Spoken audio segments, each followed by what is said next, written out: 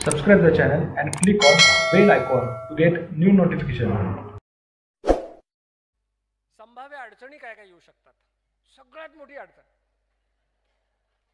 सकाळचा साखरेचा चहा कसा सोडू. जसं ते इंद्राला त्याचं आसन सोडताना जेवढं दुःख होत नाही तेवढं या लोकांना चहा सोडायचा प्रॉब्लेम येतो.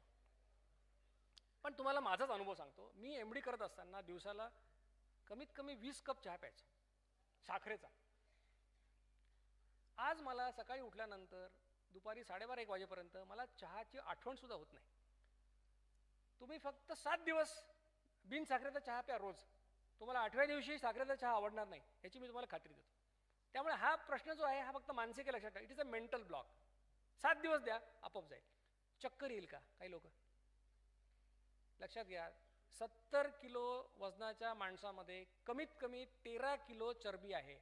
या 13 किलो चरबीतून 1,20,000 कॅलरीज मिळतात, ज्याच्यामध्ये तुम्ही काही नाही खाल्लं, फक्त पाणी पिलं तरी 60 दिवस मरणार नाही. हे मी लिहून देतो. 60 दिवस मरणार नाही, लक्षात घ्या. त्यामुळे चक्कर फिकर काही येत नाही, सगळं मानसिक आहे. पाणी प्या भरपूर, काही प्रॉब्लेम नाही. सगळे तज्ज्ञ ब्रेकफास्ट करायला सांगतात. मध्ये मध्ये येतं post, breakfast like a king वगैरे म्हणतात ना, आहे ती म्हण. लोक म्हणतात आपल्याकडे तर असं सांगितलेलं आहे. म्हटलं आपल्याकडे कुठे, इंग्रजी म्हण आहे. Breakfast is like a king ही म्हण आपली थोडीच आहे, राणीची म्हण आहे ती. या डाएट प्लॅनमध्ये आम्ही तुम्हाला काहीही बंद करायला सांगत नाही. आम्ही तुम्हाला नॅचरल गोष्ट सांगतोय की जेव्हा तुम्हाला भूक लागते त्यावेळेला खा. त्याला ब्रेकफास्ट म्हणा, लंच म्हणा, डिनर म्हणा, ब्रंच म्हणा, काय म्हणायचं ते म्हणा. तुम्हाला 9ला भूक लागते ना, 9ला जेवून घ्या. म्हणजे ब्रेकफास्ट स्किप करायला आम्ही सांगत नाही आहे. भूक लागली की खा असं आम्ही सांगतोय, जे नॅचरल आहे. तुम्ही भूक नसताना खाल्लं तर तुमचे ज्यूस सिक्रेट होणार नाही, गॅस्ट्रिक ज्यूस. तुम्हाला इनडायजेशन होणार. मला कधीच सकाळी भूक लागली नाही, मला बळजबरी खाऊ घातलं तर मला इनडायजेशन होणार. आणि ज्याला सकाळी भूक लागते त्याला खाऊ नाही दिलं त्याला ॲसिडिटी होणार. हे लक्षात घ्या. काही स्किप करायचं नाही आहे. भूक लागण्याच्या वेळेला आपले जेवण घ्यायचं. लक्षात ठेवा, 2दा भूक लागते, 2दा खायचं. स्नायू झडतील का, मी सांगितलं प्रोटीनला कधी हातच लागत नाही. उपासमार झाली आठवडाभर जास्त तरच प्रोटीनचा हात लागेल, तेवढं काही तुमचं होत नाही कधी. ॲसिडिटी होईल का, ॲसिडिटीचं अगदी साधं सोपं. आमच्या सक्सेस स्टोरीजपैकी निम्म्या सक्सेस स्टोरीज या ॲसिडिटी गेली अशा आहेत. बरं, फक्त मी एक इंटेरिम तुम्हाला सांगतो की एक 10 मिनिटं अजून लागण्याची शक्यता आहे. थोडं व्याख्यानामध्ये अजून 10 मिनिटं आपल्याला जास्त बसायला लागण्याची शक्यता आहे. ॲसिडिटी होईल का, जेव्हा तुम्ही खाता तर ॲसिडचं पण तसंच आहे, इन्शुलिन सारखं. पहिलं सिक्रेशन 1 मिलीलिटर किंवा काय असेल तुमचं येणार आहे शरीरातलं. मग ते 1 मिलीलिटर तुम्ही जर 2 बिस्किट खाल्ले तर त्यातलं अर्धा मिलीलिटर वापरलं गेलं आणि अर्धा मिलीलिटर उरून राहिलं. ते तुम्हाला ॲसिडिटी करतं.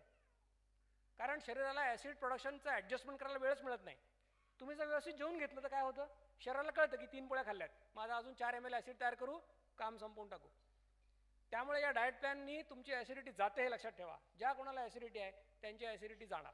फक्त काय करायचं, कडक भूक लागणार त्या 2 वेळा जेवायचं, हे महत्त्वाचं. 9ला भूक लागली आणि 11पर्यंत घरचं कामं करत राहिले, मुलांचे डबे, ह्याचे डबे, मग डोकं दुखायला लागलं, असं होणार. कोणाचाही विचार करू नका, तुमचं तुम्ही. कारण तुम्ही टिकलात तर सगळं टिकणार आहे पुढे. भुकेच्या वेळेला जेवून घ्या, फार महत्त्वाचं. चालायला वेळ नाही. आमचे सॉफ्टवेअरचे लोक आज मला म्हणतात चालायला वेळ नाही. म्हटलं ठीक आहे, मग नंतर हॉस्पिटलमध्ये वेळ काढा. वेळ नाही असं जगात, तुमच्या आयुष्यातला वेळ मर्यादित आहे. वर्तमानातून घ्या नाही तर भूतकाळात भविष्यकाळातून घ्या. लक्षात घ्या, आज चालला नाहीत ICU मध्ये 7 दिवस ॲडमिट होऊन तो वेळ कॉम्पेन्सेट करावा लागेल. असं कोणीच नाही की ज्याला एवढा वेळ नाही. वेळ काढा, कधीही चाला, काही प्रॉब्लेम नाही. किंवा वेळ तुम्हाला जो लागतो तेवढा तुम्ही घ्या. गोळ्या घ्यायच्या असतात काही लोक. आम्हाला तर ते हायपोथायरॉइड आजकाल त्याचं एक मोठं एपिडेमिक आहे. 40च्या पुढची बाई म्हटली की निम्म्या लोकांना हायपोथायरॉइड आहे. काही प्रॉब्लेम नाही, हायपोथायरॉइडची गोळी घ्या, डाएट प्लॅन करा, काही होत नाही, तुमचंही वजन कमी होणार. ब्लड प्रेशरच्या गोळ्या आहेत, त्याने आम्हाला डॉक्टरांनी सांगितलं की ते 2 बिस्किटाबरोबर खा. असं कुठलाही डॉक्टर सांगत नाही. तुम्ही त्यांना विचारता, त्यांनी गोळ्या लिहून दिल्या की सर हे चहाबरोबर घेतलं चालेल का, ते म्हणतात घ्या. तुम्ही त्यांना जर असा प्रश्न विचारला की डॉक्टर ह्या गोळ्या घेण्यासाठी काही खाण्याची आवश्यकता आहे का, तर 90% औषधांना असं काही खाण्याची आवश्यकता नसते. त्याच्यामुळे तुम्ही ते घेऊ शकता. बऱ्याचशा गोळ्या दिवसातून 2दाच असतात, त्या 2 जेवणामध्ये घ्या 55 मिनिटं, काही अडचण नाही. त्यामुळे तो पण काही प्रश्न नाही. फळे कधी खाऊ, दूध कधी पिऊ, असा एक प्रश्न असतो. तर जेवणाची सुरुवात फळांनी करा 55 मिनिटात. आधी फळं खा आणि तुम्हाला दूध प्यायचं तर तुम्ही दूध शेवटी प्या 55 मिनिटात. तुम्हाला फळांची फारच प्रेम असेल फळांविषयी तर एक जेवण फळांचंच करा फक्त, दुसरं काहीच खाऊ नका. रात्री जेवण फक्त फळं खा, काही प्रॉब्लेम नाही, सगळं अलाउड आहे. त्यामुळे हे कुठल्याही अडचणी तुमच्या डाएट प्लॅनमध्ये येता कामा नये. लक्षात घ्या, वजन कमी करण्याचा कोणताही शॉर्टकट नाही. कोणत्याही औषधाने कायमस्वरूपी वजन कमी होत नाही. इंटरनेटवर विकल्या जाणाऱ्या स्लिम स्वेट बेल्ट, ते तुम्ही धडधड धडधड करतात आणि घाम आला की तुम्हाला वाटतं अर्धा किलो कमी झालं, ते पाणी पिलं की पुन्हा वाढतं, पैसे जातात फक्त. तुमचं वजन तुम्हालाच कमी करायचं आहे, दुसरं कोणी करू शकत नाही. महत्त्वाचं लक्षात घ्या, डाएट प्लॅन सुरू केला उद्यापासून, 3 दिवसांनी मला फोन, सर 3 दिवस झाले अजून काहीच नाही. वजन वाढवायला काही वर्ष लागले. 25व्या वर्षी 50 किलो होतं, आता ते 75 झालेलं ना 20 वर्षांनी. मग घालवायला 1-2 वर्ष द्याल की नाही? असं काही ते जादूची कांडी नाही आहे की आत्ता केलं लगेच उद्या कमी झालं, असं नाही. असं केलं तर तुमचे केस गळतील आधी. असे क्रॅश प्रोग्राम आहेत बाजारामध्ये उपासमार करून करणारे. तुम्हाला सुरकुत्या पडतात, केस गळतात, हे लक्षात घ्या. ते करायचं नाही आहे. तुम्ही एका चांगल्या मार्गावर चालत राहा, तुमचा टप्पा पोस्ट येणारच आहे, ध्येय गाठाल तुम्ही. त्यामुळे 3 महिने डाएट प्लॅन, कुठल्याही डाएट प्लॅनचा इफेक्ट बघायचा असेल तर कमीत कमी 3 महिने प्रामाणिकपणे करणं तो आवश्यक आहे, लक्षात घ्या. त्याच्यानंतर तुम्हाला त्याचे परिणाम दिसायला लागतील, आधी पण दिसतील.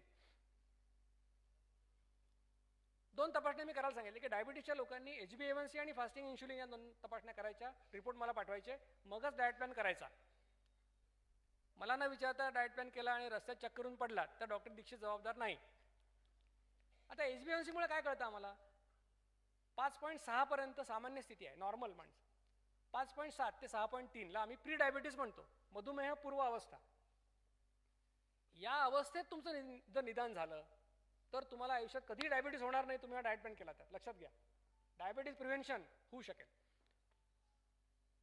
फास्टिंग इन्शुलिन 2 ते 25 ही नॉर्मल रेंज असं पॅथॉलॉजिस्ट म्हणतात. पण जेव्हा तुम्ही उपाशी आहात तेव्हा तुमचं इन्शुलिन किती असायला पाहिजे? जितकं शून्याच्या जवळ तेवढं चांगलं. तर मी 4 वर्ष करतो, 4-5 वर्ष, माझं इन्शुलिन 4.5-5 असतं.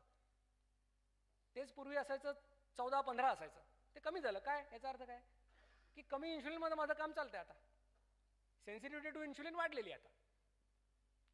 तर 2 ते 25 तुमचं इन्शुलिन 10 पेक्षा कमी असायला हवं. 10च्या वर असेल तर बऱ्याच देशात त्याला प्री डायबिटीस म्हणतात, लक्षात घ्या.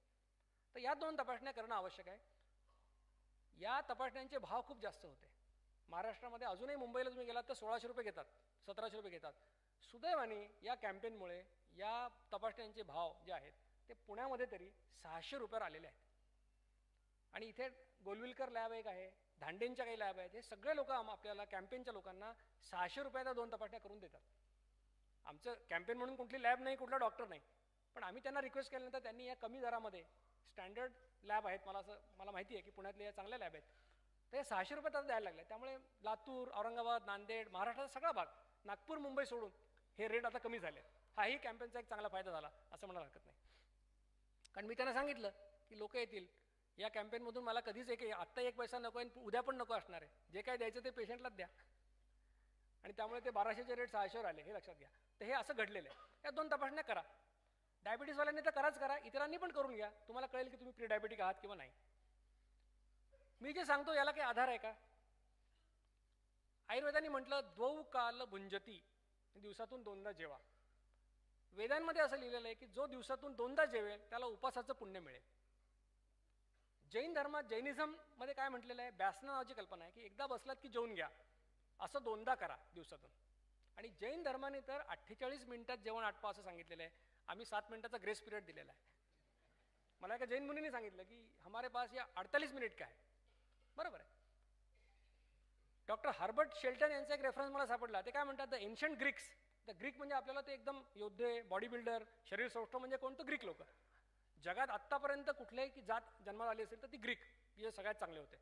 The finest of people physically and mentally that ever lived eight but only 2 meals. ते फक्त 2दा जेवायचे म्हणून ते तसे होते, असं डॉक्टर हर्बर्ट शेल्टन म्हणतात. म्हणून सहज मी फोटो पाहिले आपले, राम, कृष्ण, महावीर, ग्रीक लोकांचे फोटो पाहिले. काय दिसलं मला? एकालाही ढेरी नाही. ज्याला आम्ही देव म्हणतो त्याला कोणाला ढेरी नाही, आणि ज्याला राक्षस म्हणतो त्याला मात्र ढेरी आहे. तुम्ही ठरवा आपल्याला काय व्हायचं आहे. पुराणामध्ये असं सांगितलेलं आहे. आता तुम्ही नॅचरली म्हणाल की आम्ही सगळे 21व्या शतकातले पुण्यातले विद्वान लोक, तुम्ही आम्हाला काय सांगता आयुर्वेदातलं आणि जुनं. म्हणून तुमच्यासाठी काही नवीन आणलेलं आहे. डॉक्टर मॅटसन नावाचा सायंटिस्ट फेमस आहे. तुम्ही डॉक्टर मॅटसन असं गुगलवर टाकलं तुम्हाला एक 50-100 आर्टिकल मिळतील वाचायला. मॅटसन एक आर्टिकल पब्लिश केलं, meal frequency and timing in health and disease. किती वेळा खाता आणि कधी खाता याचा आरोग्यावर आणि रोगावर काय परिणाम होतो. मॅटसन काय म्हणतो बघा. मॅटसन असं म्हणतो, the most common eating pattern in modern societies 3 meals plus snacks every day is abnormal from an evolutionary perspective. असं मॅटसन म्हणतो की उत्क्रांतीच्या दृष्टीने बघायला गेलं तरी 3 जेवणं आणि 1 नाश्ता हे अनैसर्गिक आहे असं मॅटसन म्हणतो.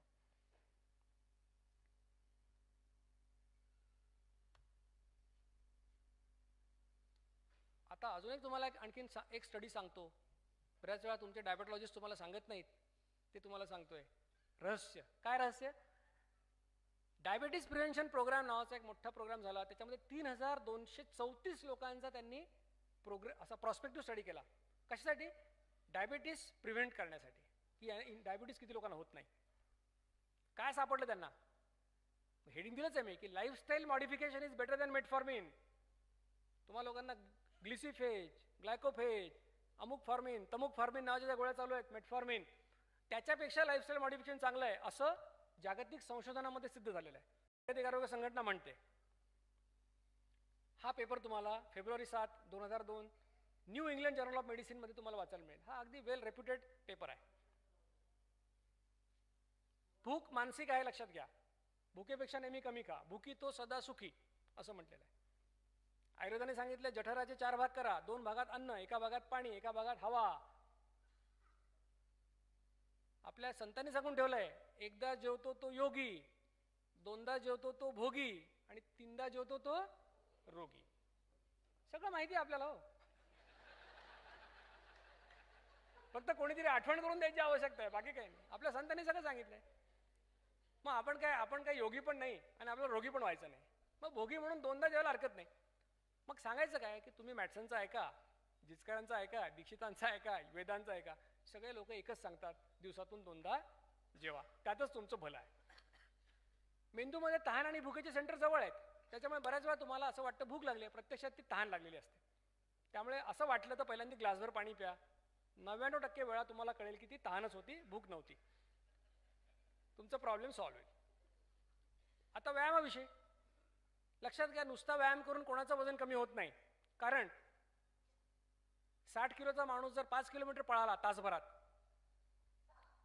तर त्याचे 400-450 कॅलरीज बर्न होतात. आणि त्यांनी 2 समोसे खाल्ले तर त्याला 500 कॅलरी मिळतात. म्हणजे तासभर पळाल्याचं काय, त्याला उत्साह असतो. पळून आला की सगळ्या क्रिकेटच्या ग्राउंडच्या बाजूला समोसे, चहावाले, पोहेवाले बसलेले असतात. आणि तुम्ही ते घामान निथळून आले की त्यांना एकदम उत्साह येतो. अब बॉस खाऊ म्हणतात. आणि आपण एकदम त्या सुडो सिक्युरिटीमध्ये असतो की आपण तर व्यायाम केला आणि 2 समोसे खाल्ले की 500 कॅलरी बसल्या. त्यामुळे व्यायाम करून नुसतं कोणाचंही वजन कमी होत नाही. डाएटचं रेस्ट्रिक्शन करावं लागतं. म्हणून आम्ही एक साधा सोपा व्यायाम सांगितला. काय, ज्यासाठी तुम्हाला मशीनची गरज नाही, कोणाची गरज नाही.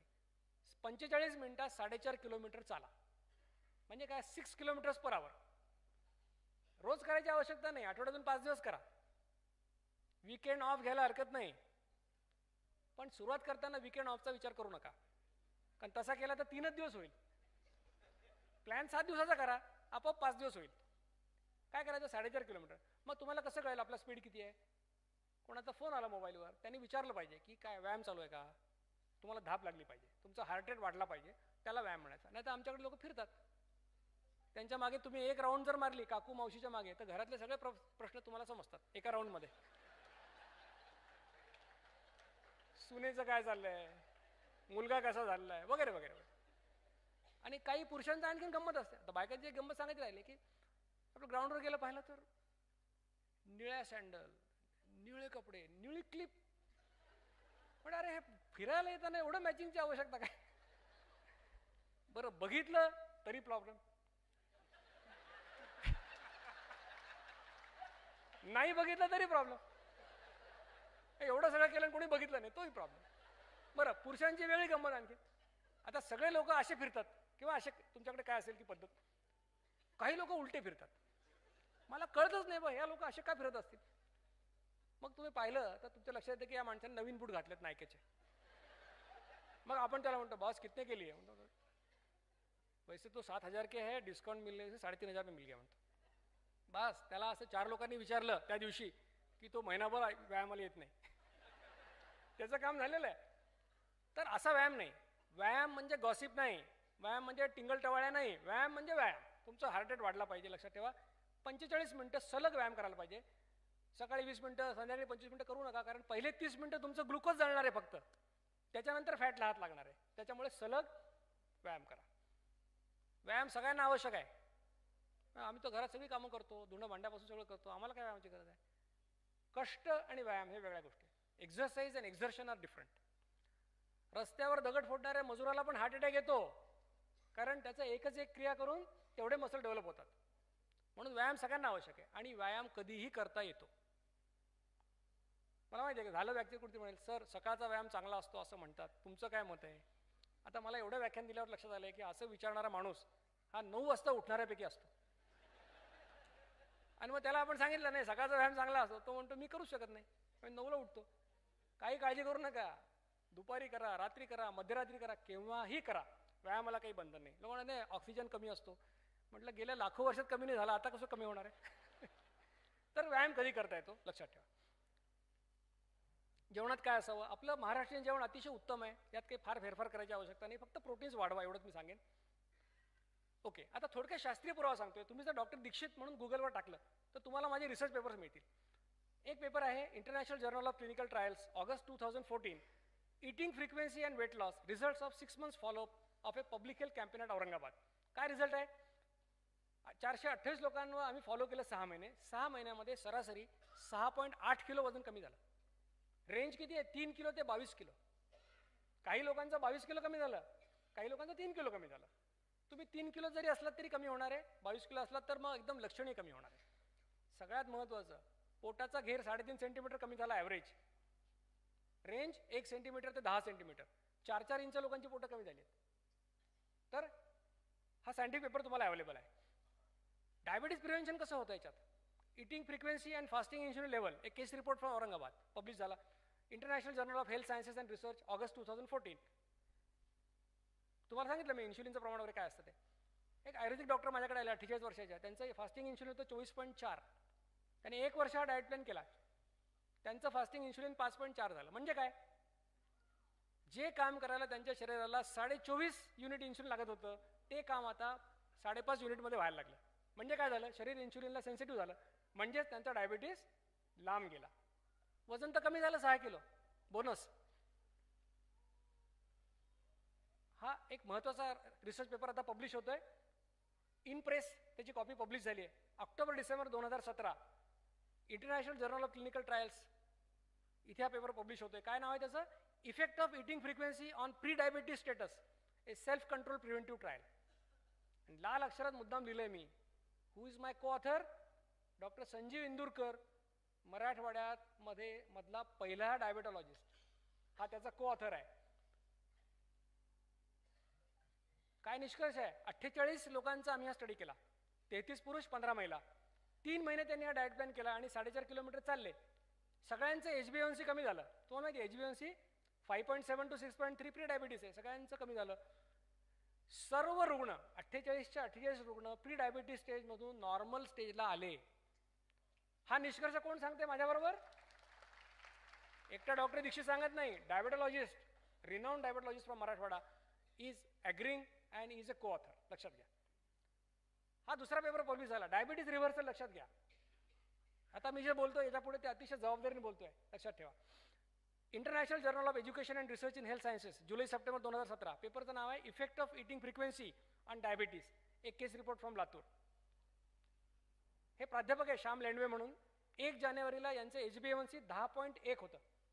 10.1 चा अर्थ असा होतो की ॲव्हरेज ब्लड शुगर 270 आहे त्यांची, उपाशीपोटी 213, जेवणानंतर 283. त्यांना डॉक्टरांनी 3 औषधं लिहून दिली. त्यांनी कुठून तरी ऐकलं, मला फोन केला. मी म्हटलं तुमची हिंमत आहे? म्हणे आहे. म्हणजे हे करा, मी सांगतो ते, तुमचा डायबिटीस जाईल. त्यांनी अतिशय प्रामाणिकपणे हा डाएट प्लॅन केला. दर महिन्याला आम्ही त्यांचं HbA1c फास्टिंग इन्शुलिन केलं, फास्टिंग पोस्ट मिल शुगर्स केल्या. 86 किलो वजनाचा माणूस 7 महिन्यानंतर 72 किलोचा झाला. 14 किलो वजन कमी झालं. पोटाचा घेर 42 वरनं 35.5 वर आला.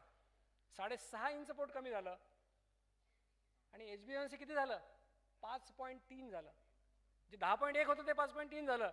ब्लड शुगर 87 आणि 120 आहेत. थोडक्यात प्रोफेसर श्याम लेंडवे हे डायबिटीसवरनं नॉन डायबिटिक झाले. कशामुळे? डाएट प्लॅन आणि एक्झरसाइज. लक्षात घ्या. तर diabetes reversal is possible with lifestyle modification. लक्षात घ्या, या देशामध्ये मधुमेहाचं निदान पुरेसं लवकर केलं जात नाही. बऱ्याच वेळा तुम्ही फक्त fasting post meal blood sugar करता आणि बरेच लोक विशफुल थिंकिंगच्या माध्यमातून उद्या आपण ब्लड रिपोर्ट करायचा आहे, आदल्या दिवशी जरा कमीच खातात. बरोबर? सर्वसामान्य टेंडन्सी. आपण डायग्नोज व्हायलाच घाबरतो. त्यामुळे तुमचे ब्लड शुगर नॉर्मल असतात पण HbA1c मात्र वाढलेलं असतं. जर तुम्ही HbA1c केलं तर तुम्हाला कळेल की आपण प्री डायबिटिक आहोत आणि तेवढा कळलं की झालं. शहाण्या माणसाला काय पाहिजे आणखी? त्याला पुढचा खड्डा दिसला की तो तिथून वळणार आहे परत. म्हणून HbA1c तुम्ही केलं तर लवकर डायग्नोज व्हाल आणि लवकर तुम्ही त्याच्यापासून परत फिराल. मधुमेहावर अनावश्यक जास्तीचे उपचार केले जातात. मी तुम्हाला तो रिसर्च सांगितला WHOचा की lifestyle modification is better than metformin. असं असताना उगीच मेटफॉर्मिन 250 मिलीग्रॅम सकाळ संध्याकाळ. काही लोकांना तर 250 मिलीग्रॅम चालू असतं. त्याला आम्ही म्हणतो लोणचं. एवढ्या कमी डोसमध्ये काही होत नसतं पण दिलं जातं. अनावश्यक उपचार केले जातात. म्हणून तुम्ही काय करायचं आता? तुमच्यापैकी जर कोणी नुकतंच डायग्नोज झाला असेल किंवा आता समजा डायग्नोज झाला त्याचा कदाचित महिन्याभरात, तर तुमच्या डायबेटॉलॉजिस्टला म्हणायचं की जर मी 2 वेळा जेवलो आणि 4.5 किलोमीटर चाललो तर चालेल का? गोळ्यांचं बघू ना आपण नंतर. एकदा तुम्ही गोळ्या घ्यायला लागलात की आयुष्यभर तुम्ही गोळ्या घेणार हे लक्षात ठेवा. कधी मेटफॉर्मिन घ्याल, कधी ग्लिमिप्रेड घ्याल, कधी पायग्लिटाझोन घ्याल आणि मग शेवटी तुम्हाला आम्ही इन्शुलिन देऊ. तुमचं आरोग्य तुमच्या हातात ठेवण्याची ती संधी आहे तुमच्यासाठी डायग्नोज झाल्यावर. लक्षात घ्या. आणि तुम्ही हिमतीने म्हणा, इथे आज आले नाहीत श्रीखंडे म्हणून आहेत, त्यांचं फास्टिंग शुगर 640 होतं आणि त्यांनी माझं कुठेतरी लेक्चर कोणाकुठेतरी ऐकलं आणि ते मला म्हणाले मला करायचं. मी म्हटलं मी पण घाबरलो. म्हटलं एवढं काही खरं नाही. त्यांच्या डॉक्टरांनी त्याला सांगितलं, त्यांना गुरुजी म्हणतात, की श्रीखंडे गुरुजी तुम्ही डोकं लावू नका, तुम्हाला आता आयुष्यभर गोळ्या घ्यायच्या आहेत हे लक्षात ठेवा. श्रीखंडे गुरुजींचं HbA1c जे 14 होतं 15 होतं ते या डाएट प्लॅननी आता 6 वर आलेलं आहे. त्यांच्या गोळ्या ज्या 4 प्रकारच्या गोळ्या चालू होत्या, इन्शुलिन चालू होतं, ते कमी होऊन फक्त मेटफॉर्मिन सकाळी 500 आणि संध्याकाळी 500 वर आलेलं आहे. आणि हे सगळं त्यांच्या डॉक्टरांनी केलेलं आहे. प्रत्येक वेळेला श्रीखंडे त्यांना सांगतात की सर तुम्ही तर असं म्हटले होते की तुमच्या गोळ्या कधी कमी नाही होणार आणि बघा तुम्हीच कमी करताय. असं होऊ शकतं कारण हे सगळ्यात शेवटचं महत्त्व लक्षात घ्या. Diabetes, hypertension these are lifestyle disorders. जीवनशैलीशी निगडीत आजार आहेत. याचं उत्तर जीवनशैलीमध्ये सुधारणा हेच असू शकतं. औषधं गोळ्या हे याचं उत्तर असू शकत नाही. भारतासारख्या देशाला ते परवडण्यासारखं नाही. त्याच्यामुळे 2दा जेवून 4.5 किलोमीटर चालून तुम्ही या आजारांपासून स्वतःला मुक्त करू शकाल अशी खात्री नक्की मी तुम्हाला देऊ शकतो. हे सगळं मी जिचकरांचं ऐकल्यानंतर त्याच्यावर मी पुस्तकं लिहिली. विनासायास वेट लॉस मराठीमध्ये, एफर्टलेस वेट लॉस इंग्रजीमध्ये, बिना प्रयास वेट लॉस हिंदीमध्ये. आणि जिचकरांच्या वाढदिवसाला 14 सप्टेंबर 2013ला आम्ही नागपूरला त्यांच्या शाळेच्या स्नेहसंमेलनामध्ये ही पुस्तकं प्रकाशित केली. ही पुस्तकं आपल्यासाठी या ठिकाणी आता आहेत. मी जेवढं सांगितलंय तेवढं तुम्हाला डाएट प्लॅन करण्यासाठी आणि त्याचा फायदा मिळण्यासाठी पुरेसा आहे. तुम्हाला जास्तीची माहिती पाहिजे असेल, लोकांच्या सक्सेस स्टोरी वाचायच्या असतील तर ही पुस्तकं तुमच्यासाठी अवेलेबल आहेत. तुम्ही ती घेऊ शकता. हे पुस्तक मुंबईचे एक एंडोक्रिनॉलॉजिस्ट आहेत डॉक्टर तुषार बंडगर, त्यांनी ते पुस्तक वाचलं आणि मला फोन करून सांगितलं की दीक्षित सर तुम्ही चांगलं काम केलं आहे. मी म्हटलं असं सांगू नका, मला ईमेल पाठवा म्हणजे माझ्या पुढच्या एडिशनमध्ये छापतो तुमच्या नावाने. कारण एंडोक्रिनॉलॉजिस्टनी म्हणणं फार महत्त्वाचं आहे. हे डायबेटॉलॉजिस्ट आहेत स्वतः. काय म्हणतात ते? इन्शुलिन रेझिस्टन्सचा मुकाबला करण्यासाठी या पुस्तकात सुचवलेला साधा, व्यवहार्य व बिनखर्चाचा उपाय अतिशय परिणामकारक असा आहे. हे कोण म्हणतंय? KEM हॉस्पिटल मुंबईचे एंडोक्रिनॉलॉजिस्ट म्हणतात. लक्षात ठेवा. त्यामुळे तुमचे डायबेटॉलॉजिस्ट काही म्हणाले तर तुम्ही त्यांना सांगा किंवा ते तर असं त्यांनी दाखवलं आम्हाला बंडकरांचं. आणि माझ्या पुस्तकात बंडकरांचा फोन नंबर सुद्धा आहे, त्यांच्याशी बोलू शकता. काही सक्सेस स्टोरी आहेत. डॉक्टर शिल्पा मणियार या गायनॅकॉलॉजिस्ट आहेत जालन्याच्या. 6 किलो वजन कमी झालं. फास्टिंग ब्लड शुगर 115 होती, ती काही दिवसांनी 83 झाली. डॉक्टर नितीन नंदनवनकर या सगळ्यांचे मोबाईल नंबर बरं का, आणि तुम्ही त्यांना बोलू शकता. 6.6 होतं HbA1c, ते 5.9 झालं, म्हणजे डायबिटीसवरनं प्री डायबेटिक रेंजमध्ये आले. हे तर फारच महत्त्वाचं आहे. डॉक्टर राजेश वाळवेकर हे नाशिकमध्ये ऑन्कोसर्जन आहेत, कॅन्सरचे सर्जन आहेत. 1 जानेवारी 2016 त्यांनी माझं लेक्चर ऐकलं आणि डाएट प्लॅन सुरू केला. 1 वर्षामध्ये 16.5 किलो वजन कमी झालं. HbA1c 6.9 होतं, ते किती झालं आता 5.3 झालं. म्हणजे डायबिटीसवरनं नॉन डायबिटिक झाले. कोण? ऑन्कोसर्जन राजेश वाळवेकर, त्यांचा नंबर आहे. आणि या व्यक्तीची माझी आज तागात भेट झालेली नाही. जे काय झालं ते व्हॉट्सअपवरच कम्युनिकेशन झालं, म्हणजे एकही पैसा लागलेला नाही. सांगायचा उद्देश, डॉक्टर उमा सोने हिंगोलीच्या गायनेकॉलॉजिस्ट आहेत. 7 किलो वजन कमी झालं. HbA1c 9.9 वरनं 6.5 वर आलं. परवा त्यांचा मला फोन आला होता की माझं आता 5.7 झालं, तुमची स्लाईड बदला. मी म्हटलं मला रिपोर्ट बघू द्या, मग मी बदलेन, तोपर्यंत आहे ते राहू द्या. डॉक्टर पुरुषोत्तमपुरी नाशिकचे मेडिकल ऑफिसर, 4 महिन्यात 11 किलो वजन कमी झालं, पोटाचा घेर 3 इंच कमी झाला. अर्चना करपे गृहिणी, 6 महिन्यात 11 किलो वजन कमी झालं. इथे मी फक्त काही, आता तर आम्ही सक्सेस स्टोरीची पुस्तकं छापू शकू एवढ्या सक्सेस स्टोरी आमच्याकडे आहे. इतक्या लोकांना फायदा झाला आहे. आता तुम्हाला साहजिक वाटलं असेल की असं सगळं जर केलं, 2दा जेवलं तर मग अशक्तपणा येईल, चक्कर येईल, अमुक होईल, तमुक होईल, आम्ही तर दिवसभर काम करतो, काय होईल, म्हणून तुम्हाला काही फोटो दाखवतो. हा डाएट प्लॅन सुरू केल्यानंतर जवळपास 7-8 महिन्यांनी मी पहिल्यांदा आयुष्यामध्ये हाफ मॅरेथॉन पळालो, म्हणजे 21 किलोमीटर पळावं लागतं. गोव्याला मी गेलो होतो, तर 2 तास 56 मिनिटात मी 21 किलोमीटर पळालो. तुम्ही म्हणाल बा एकदा कोणी पळेल, मग हे पुढच्या वर्षीच आहे. 2 तास 54 मिनिटात मी अंतर कव्हर केलं, म्हणजे वय 1 वर्षांनी वाढलं, टायमिंग माझं 2 मिनिटांनी इम्प्रूव्ह झालं. हे 13 डिसेंबर 2015 पुन्हा पुढची गोवा हाफ मॅरेथॉन 2 तास 46 मिनिटात अंतर कव्हर केलं, म्हणजे 8 मिनिटं वेळ इम्प्रूव्ह झाला. सातारा हिल मॅरेथॉन 3.5 किलोमीटर आम्हाला चढायचं होतं, म्हणजे चढावर पळायचं होतं, 2 तास 47 मिनिटात मी अंतर कव्हर केलं. ही औरंगाबाद हेरिटेज मॅरेथॉन 27 नोव्हेंबर 2016 2 तास 35 मिनिटात मी ते 21 किलोमीटर अंतर पळालो. ही मुंबई स्टँडर्ड चार्टर्ड मॅरेथॉन 2 तास 47 मिनिटात मी अंतर कव्हर केलं. सांगायचा उद्देश काय की 2दा जेवल्यामुळे, 2दा जेवलो तरी नाही, 2दा जेवल्यामुळे मी 21 किलोमीटर पळू शकतो. आपल्या किती लोक पळू शकतील, चालू शकतील, विचार करा. पण हे कशामुळे येतो स्टॅमिना?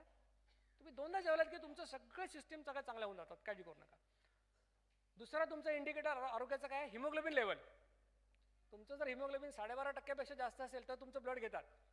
1983 पासून मी ब्लड देतो, आतापर्यंत 50 पेक्षा जास्त वेळा ब्लड दिलेला आहे, नंतर मोजायचं बंद केलं. हे 2014चं चित्र आहे, हे 2015चं आहे, हे 2016चं आहे, हे 2017चं आहे. दरवर्षी मी ब्लड डोनेशन नेहमीसारखं केलं. माझं हिमोग्लोबिन 14.5-15च्या आसपास असतं. मग माझं हिमोग्लोबिन चांगलं आहे, मी ब्लड देऊ शकतो, मी 21 किलोमीटर पळू शकतो. मग मला काही कॅल्शियम डेफिशियन्सी झाली का? मला काही मिनरल डेफिशियन्सी झाली का? मला काही व्हिटॅमिन कमी पडले का? काहीही झालं नाही. मग मला जर झालं नाही, तुम्हाला होईल का? आपण सगळे माणसंच आहोत, कोणाला काहीही होणार नाही, कुठल्याही प्रकारचा त्रास होणार नाही, कारण तुमचं कुठलाच आहाराचा पदार्थ आम्ही थांबवलेला नाही. आज जे खाता तेच तुम्ही उद्या खाऊ शकता, सगळं फक्त 2 मध्ये डिवाइड करून खा, एवढंच माझं सांगणं आहे. आमचं ध्येय काय आहे? या अभियानाचं ध्येय काय? दिवसातून 2दा जेवण्याचा हा उपाय मधुमेह उपचाराच्या आंतरराष्ट्रीय मार्गदर्शक तत्वांमध्ये, इंटरनॅशनल ट्रीटमेंट गाईडलाईन्समध्ये समाविष्ट व्हावा. तुम्ही जेव्हा डायबिटीसकडे जाल आणि तुम्हाला डायबिटीस होईल तेव्हा त्यांनी पहिल्यांदा असं म्हणावं की 2दा जेवा आणि 4.5 किलोमीटर चाला, गोळ्यांचं नंतर बघू. हे आमचं पहिलं ध्येय आहे. आणि आमचं दुसरं ध्येय, आपला देश हा लठ्ठपणा आणि मधुमेह याच्यापासून मुक्त व्हावा, हे आमचं दुसरं ध्येय आहे. तुमच्याकडून माझ्या काय अपेक्षा आहेत? मी सांगितलं माझ्यावर विश्वास ठेवू नका, स्वतःवर विश्वास ठेवा. मी जे सांगितलं ते तुम्हाला जर शास्त्र आहे असं वाटलं असेल, याच्यात कुठल्याही प्रकारचं भोंदूगिरी नाही, बाबागिरी नाही, हे सगळं शास्त्र आहे, ही फिजिओलॉजी आहे, हे तुम्ही याचा 3 महिने स्वतःवर प्रयोग करा. मी फक्त 3 महिने म्हणतोय. 3 महिने झाल्यानंतर पुढचा 1 दिवस पण करू नका. तुमच्यात जे बदल दिसतील ते लोक तुम्हाला विचारायला लागतील तुम्ही काय करता. आणि मग एकदा तुम्हाला फायदा झाला की या अभियानामध्ये सामील व्हा आणि जास्तीत जास्त लोकांपर्यंत हे पोचवा. संशोधनामध्ये सहभागी व्हा. तुम्ही fasting post mill HbA1c fasting insulin करा. प्री डायबिटिक असाल तर डाएट प्लॅन करा आणि मग पुन्हा रिपोर्ट मला पाठवा. तुम्हाला मधुमेह झाला असेल तर मला फोन करा. गोळ्या सुरू करण्यापूर्वी आपण एकदा बोलूया. कदाचित तुम्हाला आयुष्यात कधीही गोळ्या घ्यायची गरज पडणार नाही, लक्षात घ्या. ज्या लोकांना प्रयोग करायचा स्वतःवर की कोरफड रस पिल्याने काय होतं, कोणाला काही विशेष पदार्थ करायचा असेल करून पहा, इन्शुलिनची टेस्ट करा, 3 वेळा ब्लड द्या आणि बघा, आणि आम्हाला कळवा की अमुक पदार्थ खाला तरी इन्शुलिन तयार होत नाही. म्हणजे मग आपल्या या पदार्थांमध्ये आणखीन भर पडेल. या 5च्या जागी आणखीन 10 पदार्थ आपल्याला लोकांना सांगता येतील.